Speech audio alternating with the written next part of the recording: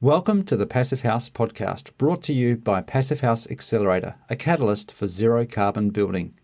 For news, inspiration, and connections from all flavours of Passive House, check out passivehouseaccelerator.com. Sign up to receive regular updates about events, get your technical questions answered, and contribute to the community forum.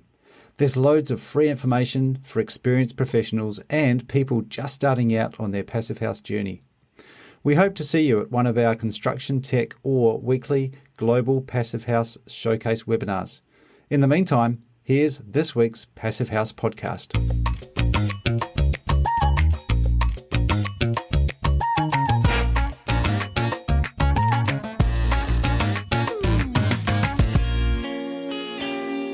Well, welcome back to the Passive House podcast. I'm Matthew Cutler-Welsh coming to you from Auckland in New Zealand. And today we're inviting back, we've got Mary and Ilka. Great to see you again on the podcast, and Zach Semke as well. Finally, sunny weather here, but you guys all, it sounds like you've all had a bit of rain, Mary, in your part of the world. Oh yes, it's finally we have sun again today for the first time in quite a long time. But it's all good. It's the rain is in our reservoirs, so it's great. Yes. I was chatting to some people in South Australia just recently, and they're suffering very, very dry conditions over there, which is kind of expected, but it's always a bit of a bummer when it goes on for such a long time without rain. So, as much as we like to complain about the rain, it is nice to have in moderation. How are things in your part of the world, Ilka? Oh, everything's good in Philadelphia. Nothing too exceptional weather-wise happening here. It's pretty gray and rainy today, but it's just a typical January day, I guess. And then there's Seattle. Yeah, nothing new to report here. Gray and rainy. And rainy. Yeah. Great interview with someone who has already been a guest on the show a couple of times, which we're going to get into today, and I think it was a really great conversation, Mary and Ilka, that you had with the team at Artisan. So before we crack into that, let's do a quick shout out, Zach, to our supporters. So everything we do at the Accelerator comes thanks to generous support from our sponsors. So a big thank you to our founding sponsors, 475 High Performance Building Supply, Bax Ingwe Architects, Glavel Foam Glass Gravel, Minitaire All-in-One HVAC and Dehumidification Units, Mitsubishi Electric Train HVAC US, Partel, Rockwool North America, StoCorp, and Zola Windows. Thanks to our champion sponsors, Icon Windows and Doors, Intelligent Membranes, Proseco, and Source 2050. And a big thank you to our stakeholder partner, NYSERDA, the New York State Energy Research and Development Authority. So here it is, and we'll jump back in afterwards to have a chat about highlights.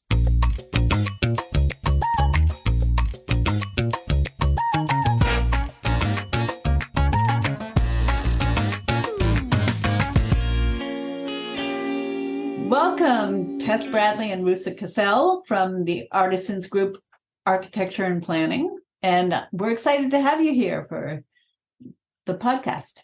Thanks for having us. So let's start with some basic background for each of you. Could you tell us how you got interested in architecture and then in Passive House? Dad was a drafting teacher at the local community college.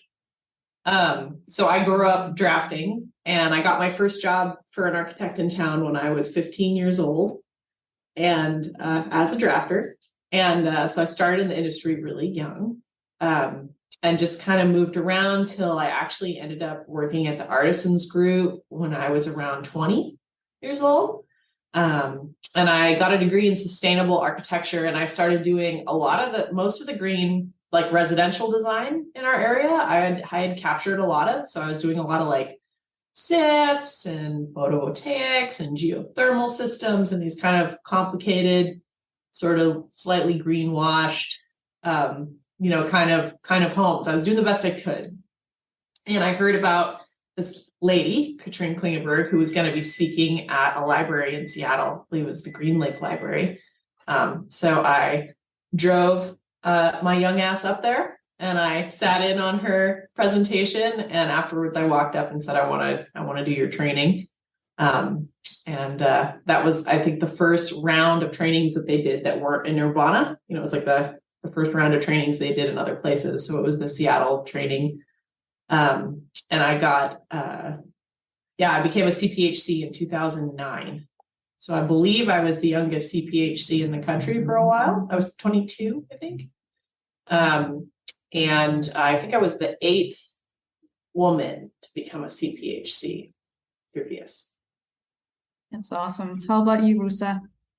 So I guess I came to architecture a little bit later and kind of a longer winding path, but I was mostly interested in art and making things. I think that's kind of what eventually led me there, but always really good at math and science as well, just not quite as interested in it, and was studying environmental design and landscape design and sculpture and all of these things. And I think it just kind of finally clicked of like, wow, architecture is kind of all these things, and I get to make things like on a really big scale. And I think that's kind of followed me in my career in terms of being really interested in how things go together and detailing and construction and all of that. But I eventually went and got my master's degree at the University of Oregon in architecture in 2008.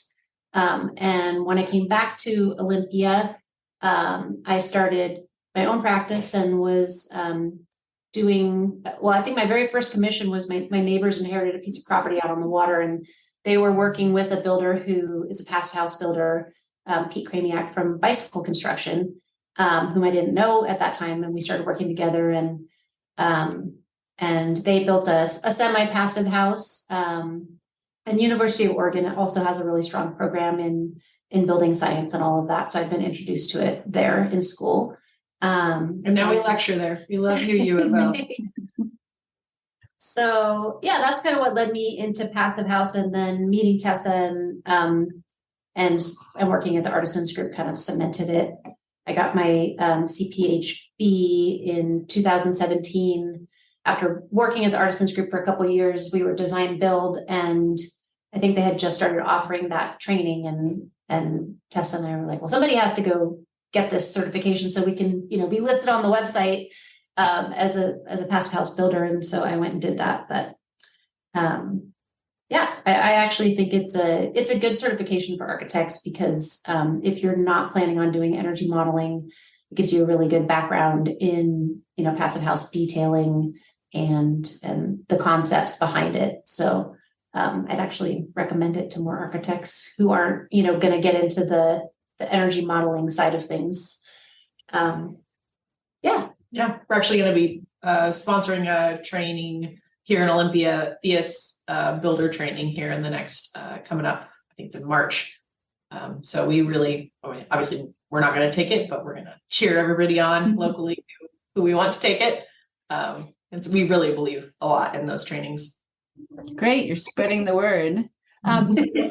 So Roussa, you said that you started working at the Artisans Group, but how exactly did that come about? I know Olympia isn't a huge city, so I guess maybe you guys had heard of each other, run into each other? Yeah, I think, when I had worked in Olympian architecture before, I was working at a practice that specialized in healthcare design. So at that point, Tess and I probably would have never crossed paths. But once I was kind of doing my own practice, and I was starting to do some commercial spaces around town, so some cafes and things like that. And I think Tessa, maybe became. Oh, I stalked her. Just trying to come up with a nice way to say. Very briefly stalked me. And I remember we went to coffee or lunch, something like that. We sort of knew of each other. Yeah. We sort of had we both did similar programs at Evergreen and similar programs at SPSCC, but we kind of did them at opposite times. So I feel like we had crossed paths, met each other. And in fact, I took her dad's program. And most people in Olympia have actually, who are in this industry, have worked with her dad at one time or another, but he got me my first job in architecture. He got a lot of people their first jobs in architecture. And so I stalked Roussa because I was looking to grow, Artisans Group. And I needed another me. And I just really, I've been looking for another, my business partner at the time, Randy, amazing, but, older than us and looking to retire sooner. So I was looking for his exit strategy and, my future. But, partnership, boy, as someone who's on their second marriage, partnership is, requires just the right fit, doesn't it? So I had really hoped that Roussa would see our potential together. And I think I even talked about us, owning a practice together when we first met. Yeah. Yeah. And having come from, having my own practice, I think I was kind of wired that way where it was like, well, I don't really want to work for somebody for too long. Like it's either going to go somewhere or I'm going to go on. Yeah. So we moved pretty quick, but yeah, the timing definitely was good with, Randy wanting to retire. And then also it kind of coincides with the Artisans Group going, making that decision to move from being design build to being architectural only. And so that, essentially there was a lot more design work that needed to be done. And I think that's what Tessa said. She was trying to clone herself. Yes. I don't know if she can ever properly do that, but Thank God for everyone's sake. So, and then with Randy retiring and you basically taking over, the Artisans Group became fully women-owned, correct? Correct. Yeah. So I will say Randy is still active in the Passive House community. He's doing a lot of our modeling for us. And he's just doing it semi-retired, which is pretty great. It's cool to see a small business have that kind of success, I think. I think a lot of people hope that, that their careers will lead to, being bought out and retirement and things like that. But it's nice to see a succession plan succeed, I think. So now we are 100% women owned, and I always get our designation wrong, but we're 100% women owned designated. It's like a WOMEB or something. OMWB and OMBWE. Yeah. OMBWE. Office of Minority Business Enterprise. Yeah. So we are 100% women owned. And have you gotten any benefit from that designation, just out of curiosity? Yeah, I think you probably know this, anyone listening to the podcast probably knows this, but it's still an incredibly male dominated field. Less than 1% of firm owners are women in the United States when it comes to architecture. We're still only at like 17-18% licensure. It's like 1 in 5 architects are women. And we really don't see those statistics, even that ratio in upper management and ownership, nothing close, 1 in 100, 1 in 1,000. So I think we fight pretty hard for every commission we get. And I definitely, we feel that, I think, but we also, with that designation, when we go after public work, I do think it gives us an advantage because we do look different than our competitors, right? And we've really focused, and I would say even more than the designation allowing us opportunities like for public work, I would say as a firm, we chose to start focusing on hiring women and minorities a few years ago. And that has paid in dividends because this is an impossible market to hire in. When you focus on those often overlooked peoples of architecture, you become, a place really talented people want to work. So we've had a lot of benefit from that. So do you think being a women-owned firm changed your focus or your approach to projects a little bit? Not drastically. I mean, Roussa and I were doing all the design work when we were design build, and Randy was doing more of the CFO, financial modeling, financial tracking, construction, often that. And Roussa and I kind of shared, some of the construction responsibilities. I would just say we got more focused, right? We got more clear about our goals, and we definitely started to have the bandwidth to go after more ambitious projects when we were just design. I agree with that. Mm-hmm. Yeah, definitely. I think, I mean, it's definitely had an effect on our workplace culture, if not our work. I don't know, if it leaves a recognizable mark on the work that we do, but Yeah. Our office culture, I think, has shifted a lot. Yeah, for sure. And because as we've grown as an architecture firm, we've brought in women in positions of management. Yeah. So, all of our upper management staff are women as well. Mhm. That again just sets that cultural tone. Yeah. And as you've grown, you're outgrowing your current space, I understand. Yeah, Reese and I are currently in our shared office, which is the size of a teeny tiny bedroom. We normally don't share a computer. No, not yet. We'll see if we have to hire any more people. So, and you have 12 people in your firm now, right? I think we're at 11. Yeah, I think that might be right. I think we're at 11. Okay. Yes. 11 people. And tell us about your new office that you're going to be expanding into. Here, you should do that. You're good at that. Okay. Yeah. So it's a little bit curious, the arrangement, but we bought a commercial property out in Tumwater, which is very close to Olympia. And it had an existing house on it. We decided, we had the long-term plan in our mind when we purchased the property, but we decided to remodel the house and use that as an office short-term. This is coming out of the pandemic too. So we'd all been working at home for over 2 years. And so we remodeled the office. We definitely spent way too much on that and we did a beautiful job. It looks great. Yeah, we scope creeped ourselves. We knew we would, but we definitely scope creeped ourselves. For a temporary office. Yeah, it's a lovely space that will work very well when we're done. Yeah, and then it's a small house on a larger piece of property, and so the plan is to build a building out at the street. So the house is set back from the street. We'll build, right up to the setbacks. A 3-story building with apartments above and our office below. We'll leave the house in place, so that actually will get rented to another commercial tenant, and then we have room on the property for all the required parking, which I think is about 13 or 14 spaces. And it's going to be a certified passive house building And prefab. Yeah, we're planning on working with Collective Carpentry and then a local general contractor to finish this building. So how was it to design a place for yourself? It's been very efficient. Yeah, I know. This is the same thing that happened when I did my house. It's like, I don't even know how I got there because I definitely didn't go through some extended process. It was like, we were just like, that's pretty cool. Let's just roll with that. We put even less energy into it. We've spent very little time on the design of our office. I feel like we came up with a really early schematic and we were like, that's neat. Yeah, let's do that. And we just kind of run with that since. We definitely have a more rigorous design process for clients, but where we would develop multiple options. We're doing it in our spare time, which is already non-existent, right? So maybe it's just a product of need. Or maybe we just know exactly what we like. Yeah, maybe so. Fun combination, no doubt. Yeah. And So the quick process.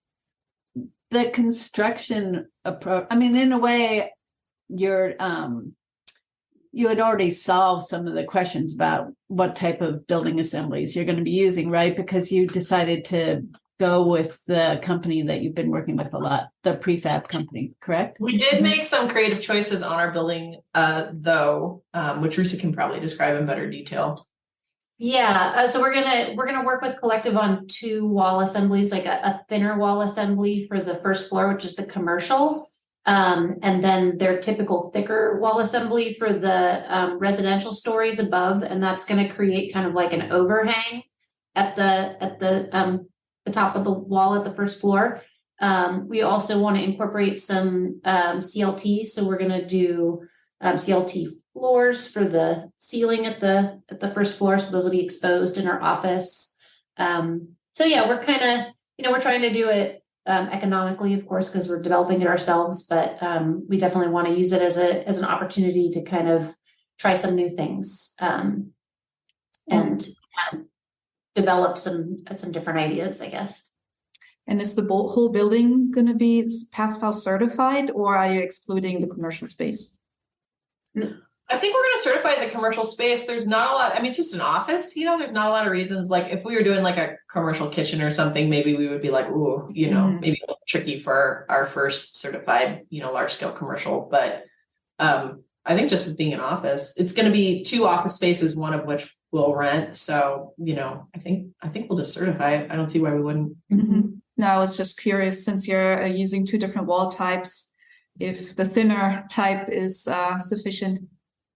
It should be. It's actually still a kind of a super insulated wall. We were thinking of like a 2x8 with, 4 inches of rigid insulation on the outside.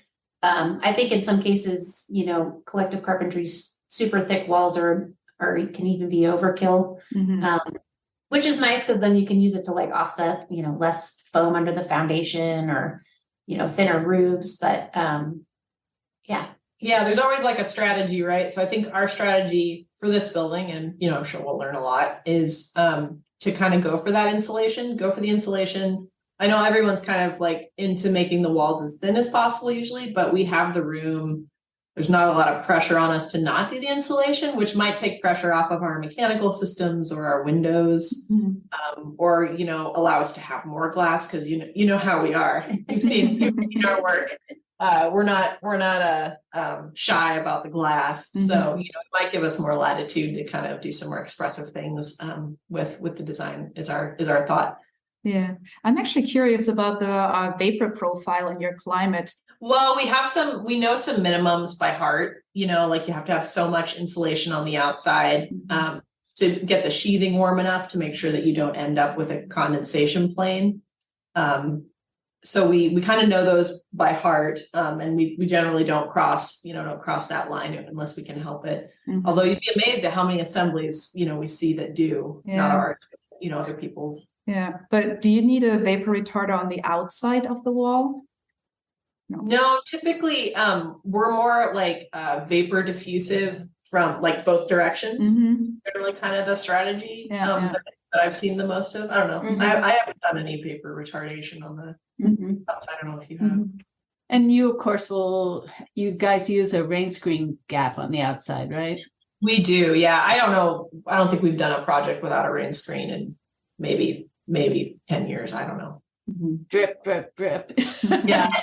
Yeah. Unless the builder cuts them out. Yeah. I mean, unless the builder, getting rid of it on a project we're not aware of, but we design them in as a matter of best practice for sure. I mean, even if we don't have a super insulated wall for some reason, we still do a rain screen because it's just smart.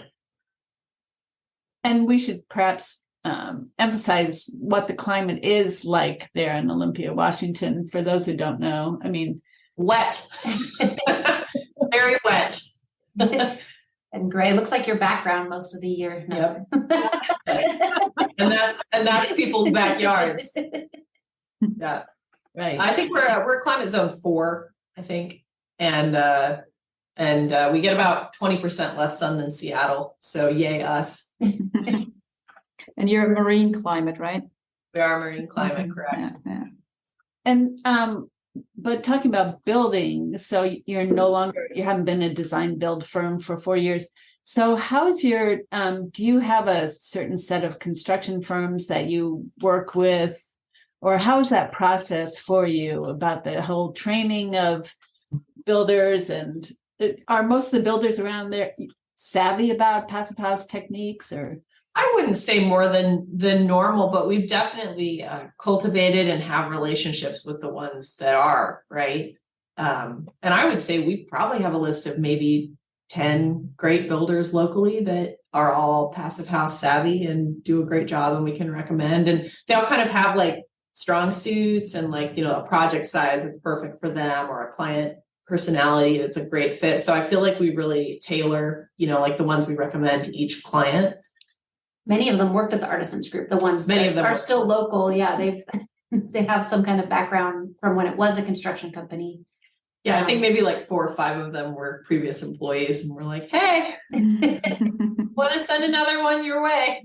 But yeah, it's become a really important part of our process. Actually, is helping the clients navigate that area of finding a contractor, getting their home built, helping to educate the contractors. I don't know that we ever anticipated having to do so much of that, but we're diving in both feet. We're organizing a CPHB training here in March. And I can't remember the last time they had one on the West Coast. I know I had to go do one. I had to go do it in Vermont. So, that's a pretty big deal. And I imagine we're going to get, everybody from Portland to Seattle that's been wanting to do the training in the last 5 years is going to be coming to that training. And that'll be great for our firm, because those are, all people that we will be referring our clients to and working with. And a lot of them are super excited about it. Yeah, for sure. So it sounds like most of your projects are local, right? If you're trying to build up that builder base locally.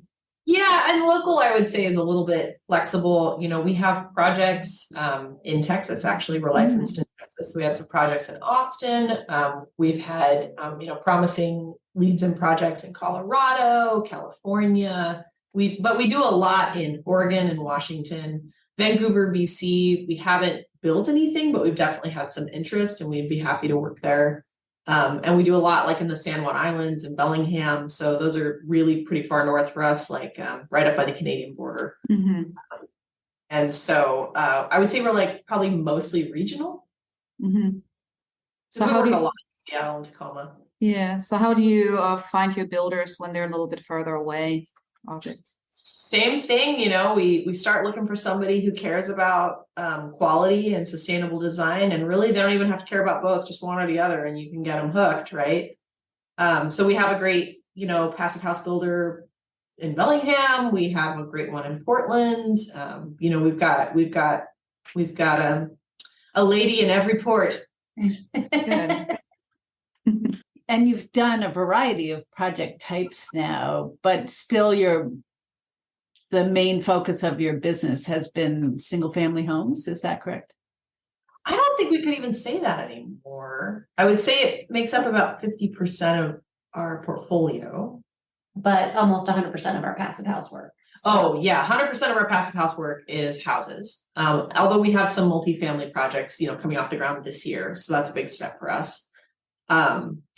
But I would say we've actually started to do a lot of commercial too. We're doing a pretty large mental health facility right now. We're doing a pretty large church, a couple of multifamily projects with like restaurants below, apartments above.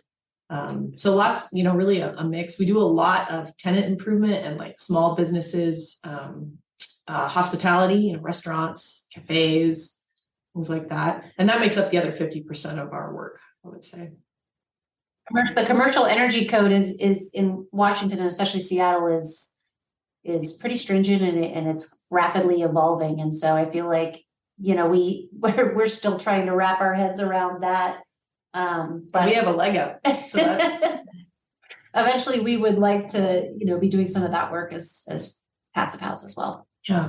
Yeah, that was actually going to be my question, that when you do these other projects, I'm sure you can't just step away from passive house principles, correct? Even though they might not be certified, they're definitely designed towards those principles. Yeah, and the principles really do play, right? So I feel like we're not just going to solve everything with mechanical systems, and we're not just going to, we really do go for the shell first, right? Like we go after the best shell that we can afford, the best shell that makes sense for the project, and the client.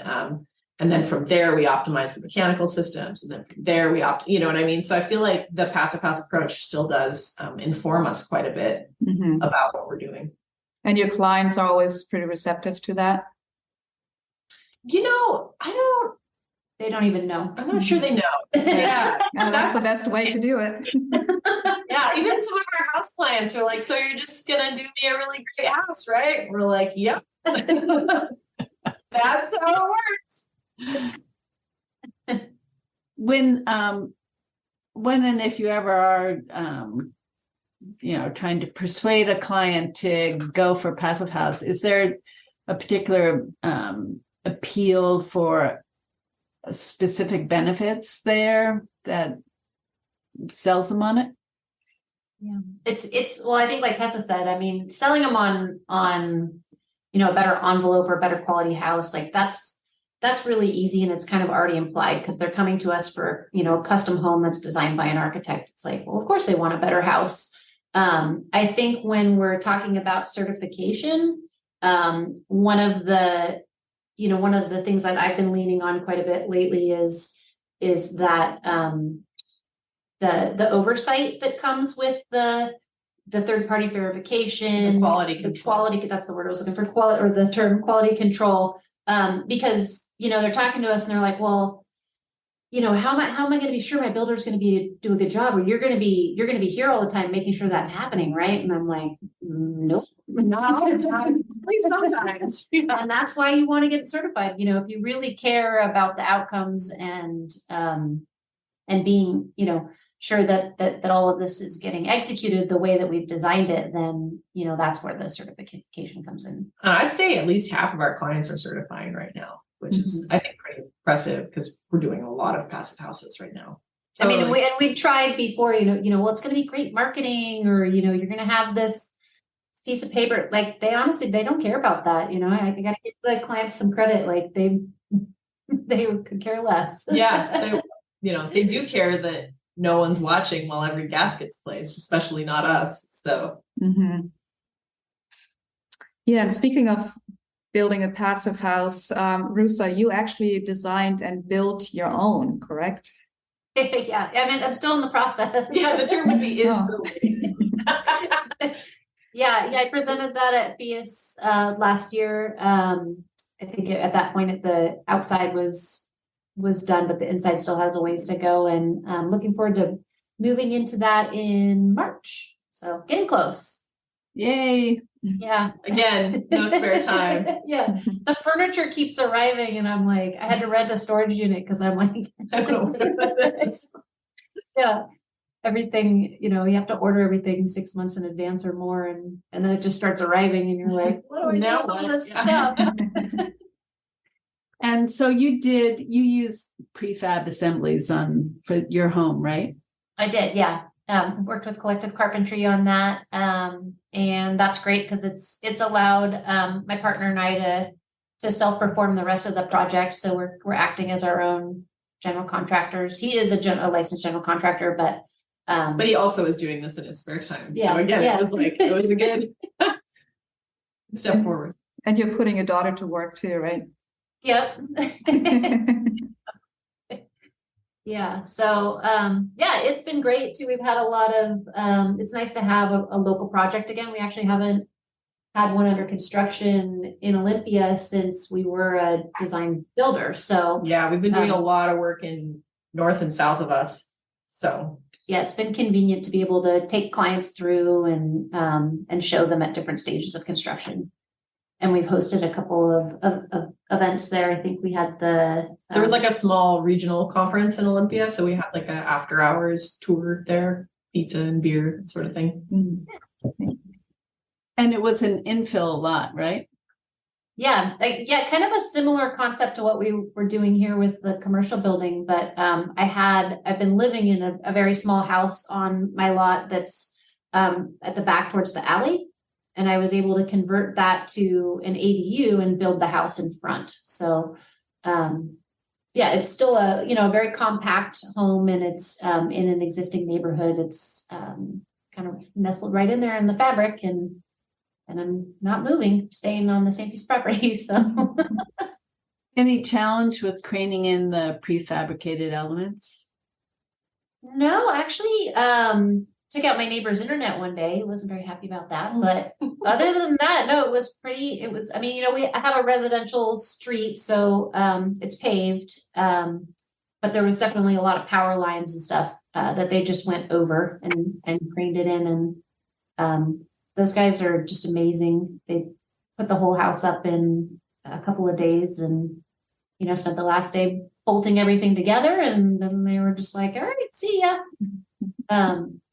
So yeah, that is, like I said, that's probably what allowed us to be able to, pull this off in our spare time. Yeah. So one project that you haven't mentioned yet is that you're working with Habitat for Humanity on like a whole neighborhood. Can you tell us more about that? All you. Yeah. So that was actually a piece of property owned by the city of Olympia, and there was a public process, to compete for to win the project. And so Habitat for Humanity, our local Habitat for Humanity here is really amazing and has really incredible leadership. And they went after the project with us. We went after the project with them, I should say. And we were able to win the project. And it's a 10-acre lot, and it's urban. It's very close to the downtown corridor, and it's 120 units, and it's mostly a mix of multi-family buildings. So multi-family senior cottages, all kind of one level, sort of almost like garden apartments, but they're townhouses, and then family style townhouses, tall walk up family style townhouses, and then condo / co-op, I don't know which yet, buildings where people will be able to own individual units. And so we were pretty excited. Our habitat locally, we already designed for them. We've already done 2 other neighborhoods for them of about 20 units apiece that are under construction in 2023. And those, they have a really incredible building team that's really committed to better buildings. They're already doing, foam wraps on the buildings and rain screens. And we've got a really simplistic HRV, connected to a ducted mini split kind of mechanical system that's like not quite passive, but it's got a lot of the pieces, right? And so we've been real excitedly taking these baby steps with them on other projects. And our hope is that the Boulevard project with them, this 120 units, will actually be certified passive house, and sort of, just go that little bit of extra effort to reach those standards. That's great. So I know with Habitat for Humanity, sometimes they get building materials just, for free, basically, to use. Is that something that you were dealing with and had to accommodate in the design?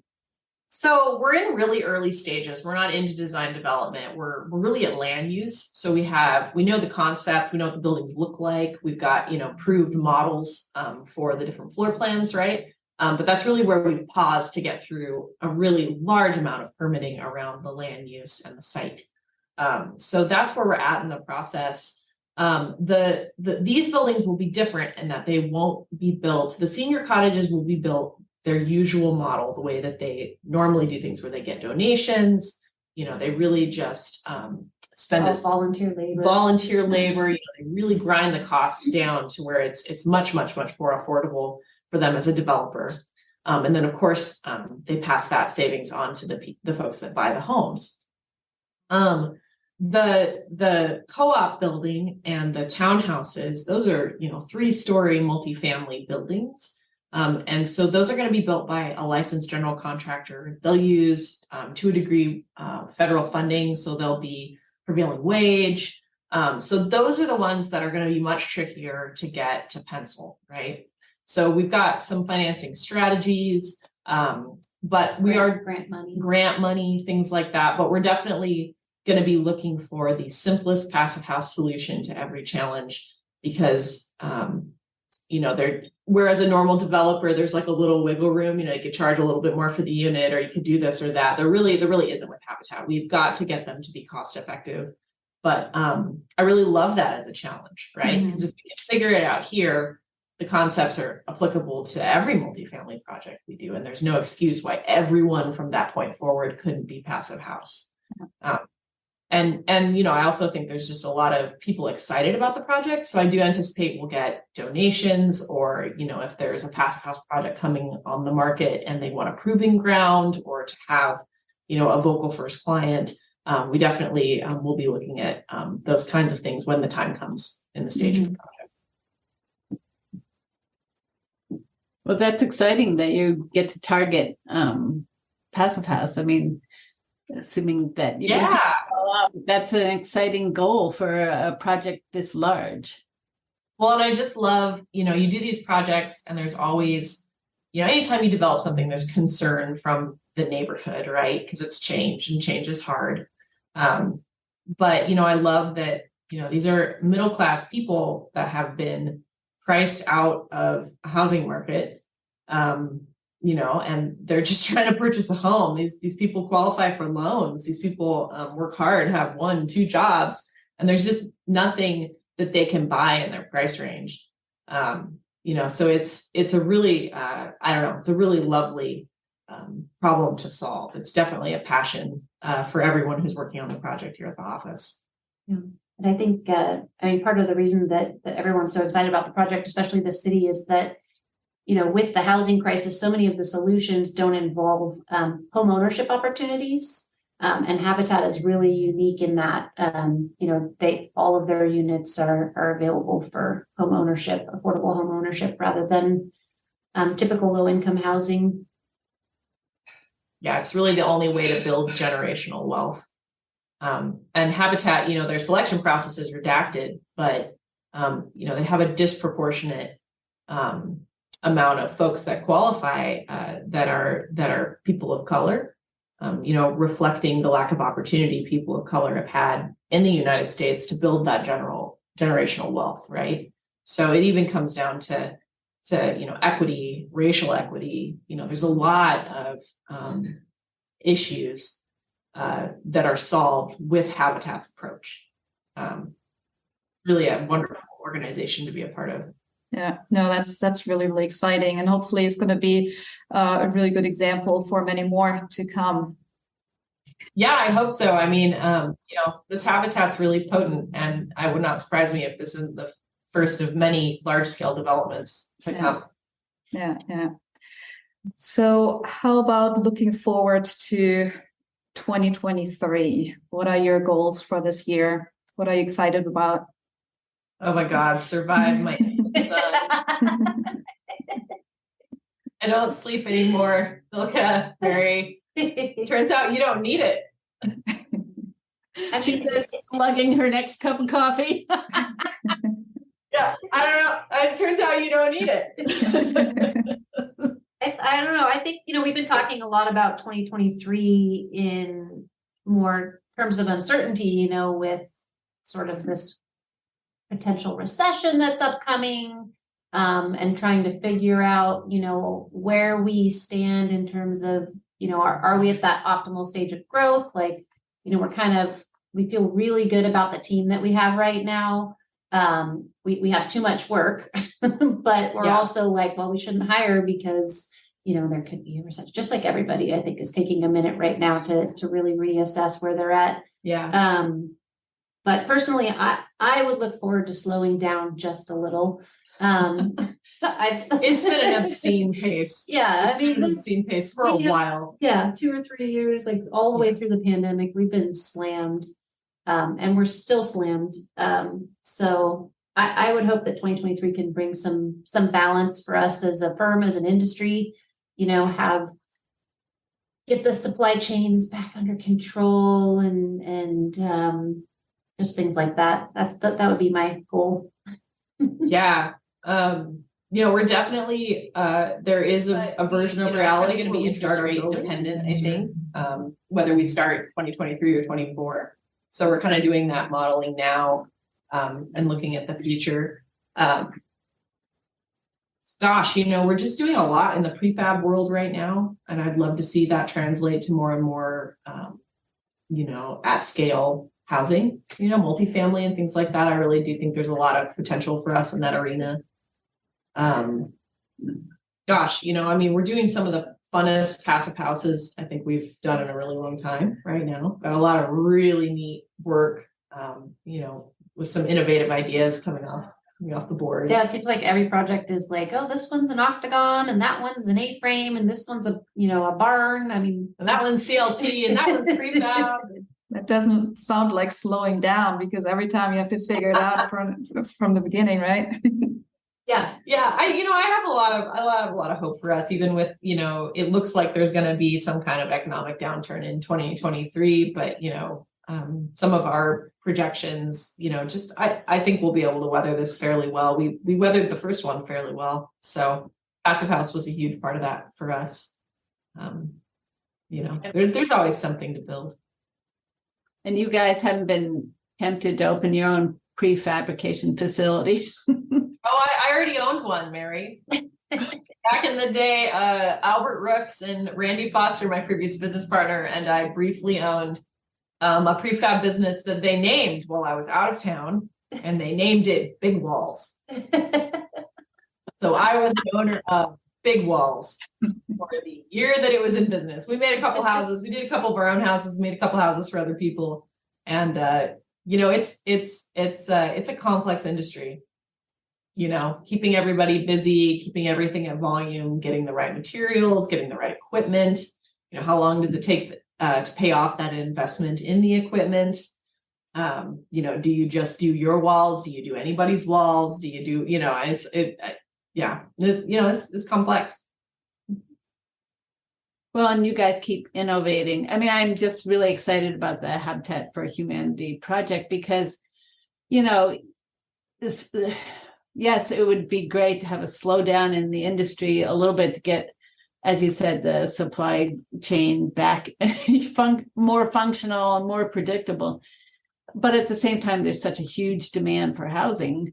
And in a way, the larger projects really help meet that dual goals, right? I mean, that's been the other thing is my primary goal is to bring this housing to the market at scale. My secondary goal is to meet the aggressive budgetary needs of Habitat. My third goal is to cram as much passive house shit in this thing as I can.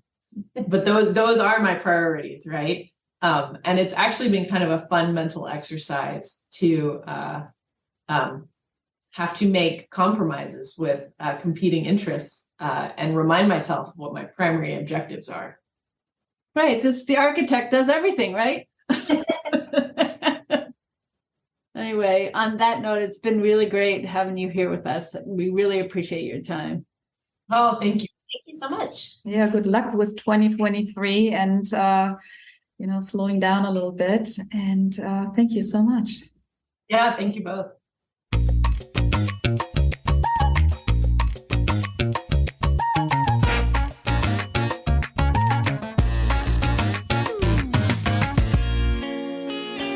All right. Great interview. Thank you, Ilka and Mary. I want to straight off hand over to either of you, whoever wants to start. What was sort of the main outtakes from either of you?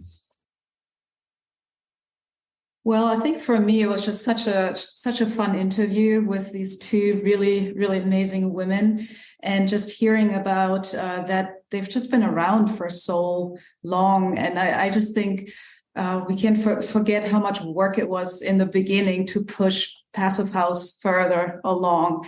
And since, we're all focusing, or we are kind of starting to focus on the next generation of Passive House designers, I think we can't forget the first generation, which they are, right? And it's it's just great to talk to them and hear about all the experience they have.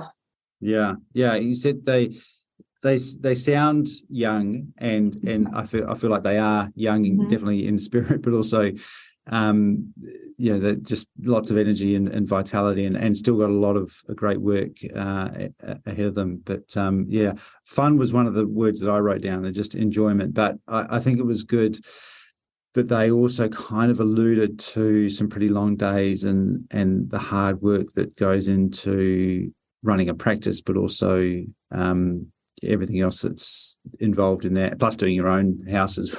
Yeah, we quite often hear of people who are building their own, whether it's an office or an own house, and that just adds a whole nother level of extra work on top. How about you, Mary?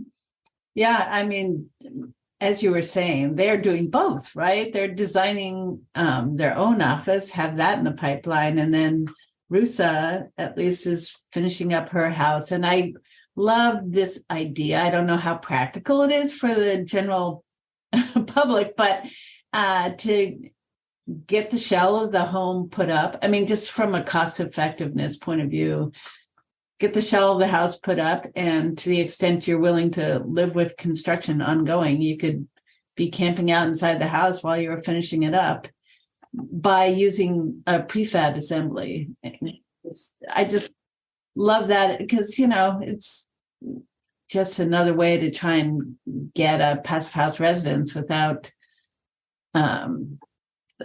all of the, in perhaps a more cost-effective way if you have those skills to finish it out yourself. Yeah, that reminds me of Joseph Lyth here in Auckland, who we've had on the show with his Ridge passive house, and he very much did that philosophy of spending as much as he possibly could on the windows, and he's an architect, but he grabbed the tools and had a crack at building the kitchen himself, just out of plywood.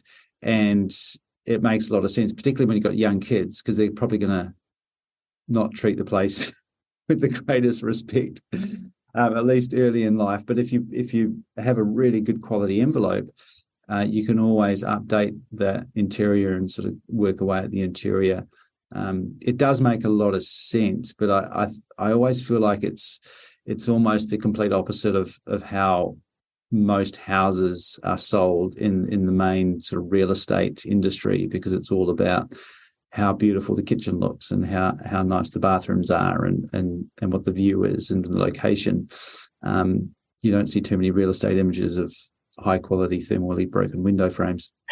Right. Good point. Yeah, and I think that's definitely something that in the beginning you have to really lay out your preference, or not preferences, your what's the word? Priorities. Exactly. Yeah. Because it's so easy once you see the shiny pictures to just make that decision towards the nice kitchen rather than something in the walls that you don't see. So I think everyone has to be very, very dedicated, and there needs to be a team that is on the same track and someone that holds everyone accountable for those goals. Yeah. And it also reminds me of, I think you alluded to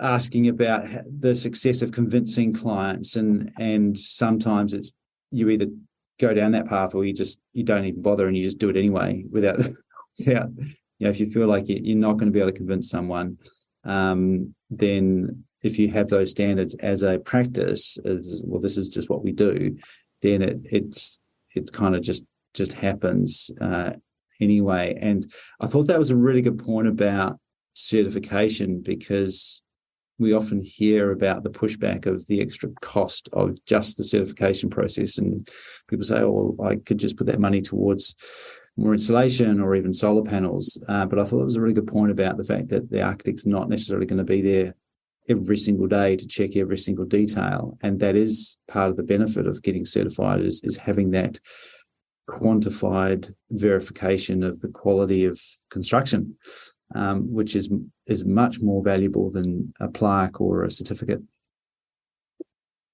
But and the other part that jumped out at me was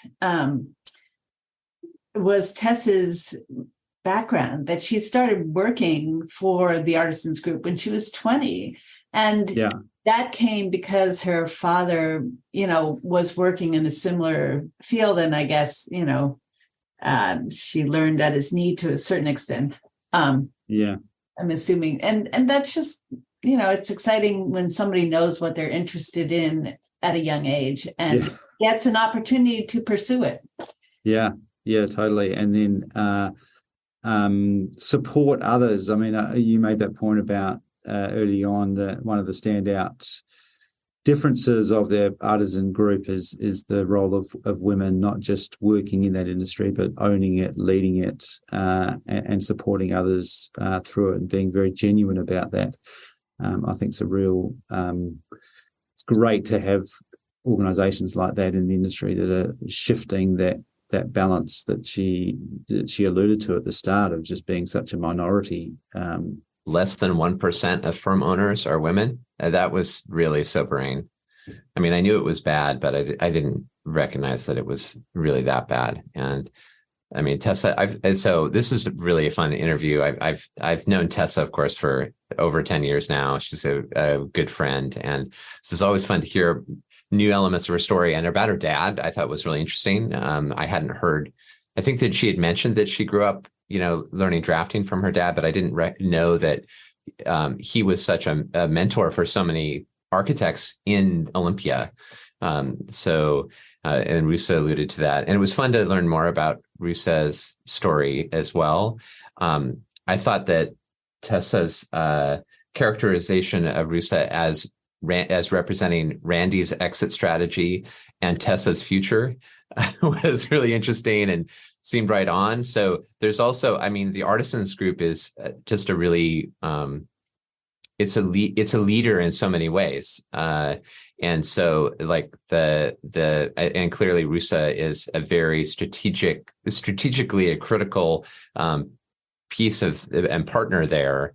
But like Tessa, she's been at the forefront of all this since she was a kid, essentially. And now she is not a kid. She is fully grown up and continues to play that leadership role in this world of high performance building design, and just making it happen. So yeah, this is good stuff. Awesome. I also want to do a shout out to Collective Carpentry, which they mentioned a couple of times. Yeah. I really like Collective Carpentry. I don't know what it is about that. Well, I do.